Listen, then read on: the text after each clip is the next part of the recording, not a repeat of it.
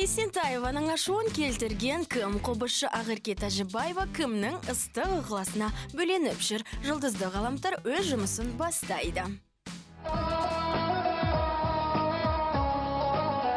Ақерке Тәжібаева жақын арада бір шаңырақтың отанасы болуы әбден мүмкін. Олай деуімізге себеп талантты қобызшы қыз өз парақшасында бір серінің назарын өзіне аударып жүрегін жаулаған секілді. Ал жүректердің саны Ақеркенің парақшасында көптігі сонша санап отыру мүмкін емес. Кейін байқағанымыздай бұл жүректердің иесі өз ісінің маманы. Өнер адамдарының арасында кең танымалдылыққа ие Тимакс студиясының фотографы Мақсат Мырза екен.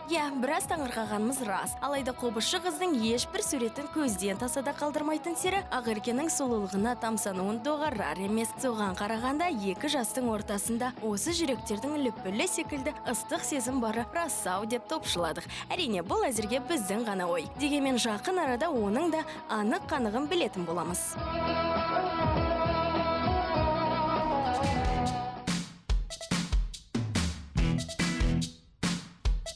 Жаңа жылдың басы, яғни өткен апта продюсер Есентаева үшін қатты ашумен басталды. Біз жіті бақылайтын танымал Баян ханымның инстаграмдағы жеке парақшасы бұзақылардың қолына түсті. Анығырақ, продюсердің парақшасына шабуыл жасалды. Бұл жайында продюсердің өзі әлеуметтік желінің фейсбуктегі жеке парақшасында: құрметті достар, менің инстаграмым бұзылды. Маған дұшпандық ойлағандарға рахмет. Олар сонымен не істегілері келгендерін түсінбедім. Қайткенде де бәрі де жақсылыққа бет бұрды.